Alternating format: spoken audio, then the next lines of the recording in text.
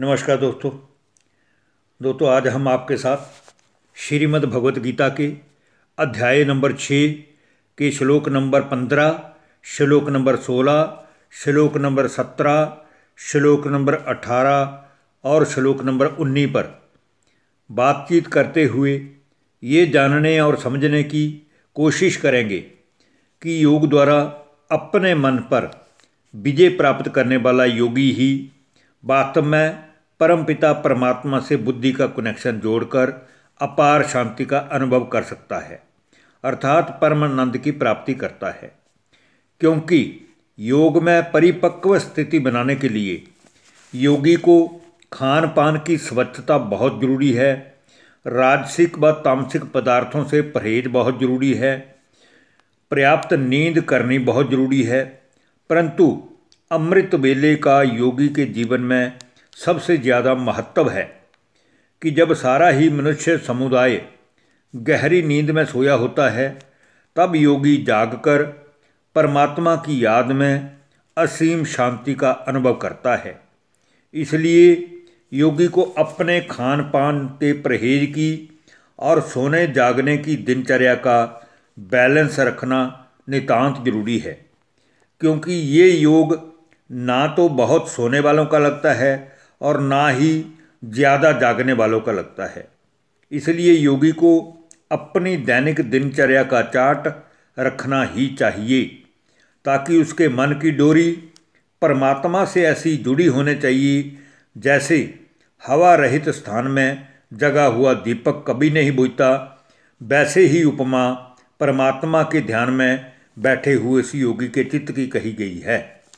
तो आइए दोस्तों, अब हम बात करते हैं श्रीमद् भगवत गीता के 6ठे अध्याय की श्लोक नंबर 15 की, जिसमें कहा गया है, युंज नैवम सदात्मानम योगी नियत मानस शांति निर्माण परमाम मत संस्था मदिगच्छति। अर्थात हे अर्जुन,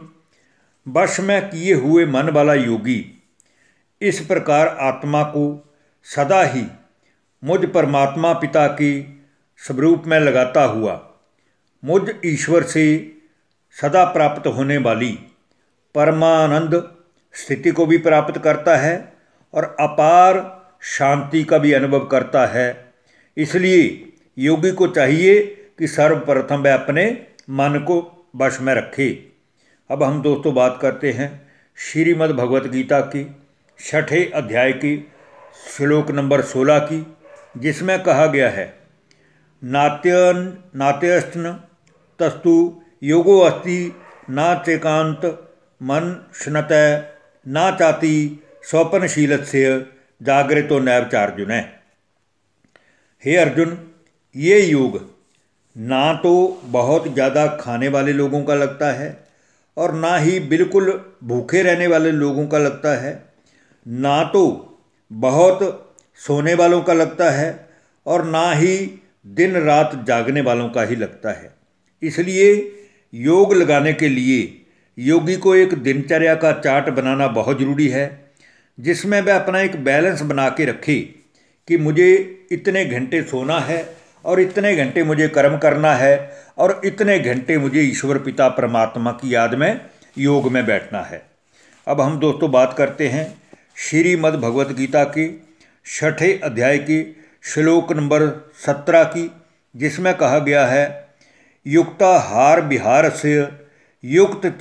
चेष्टस्य कर्मसु युक्त स्वप्ना बबोधस्य योगो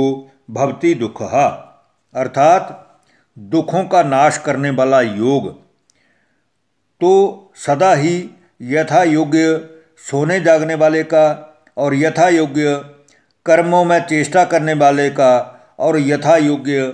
सोने और जागने वालों का ही सिद्ध होता है। क्योंकि जब सारी दुनिया सोई होती है, तब योगी परमात्मा पिता की याद में अमृत वेले बैठकर शक्तियाँ प्राप्त करता है, अपार शांति प्राप्त करता है, अथाह आनंद की प्राप्ति करता है। अब हम दोस्तों बात करते हैं श्रीमद् भगवत गीता के 6ठे अध्याय की श्लोक नंबर 18 की, जिसमें भगवान अर्जुन को समझाते हुए कहते हैं, यदा विनियतम चित्तमातं नैवावतिष्ठते निःस्पृह सर्वकामेभ्यो युक्त इति उच्यते तदा।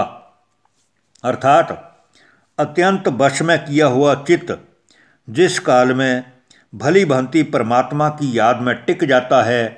उस ईश्वर की याद में ही स्थित हो जाता है, उस समय में संपूर्ण भोगों से सप्रिहा रहित वह पुरुष योग युक्त है, ऐसा कहा जाता है। क्योंकि योग में अपनी स्थिति परिपक्व बनाने के लिए सर्वप्रथम हमारा अपने मन के ऊपर नियंत्रण होना चाहिए, हमारी कर्मेंद्रियों के ऊपर हमारा कंट्रोल होना चाहिए और बाहरी पदार्थों से हमारे मन का लगाव नहीं होना चाहिए। तब ही हमारी स्थिति योगयुक्त हो सकती है और हम परमात्मा पिता के साथ जुड़े हुए होकर सुख शांति आनंद की प्राप्ति कर सकते हैं।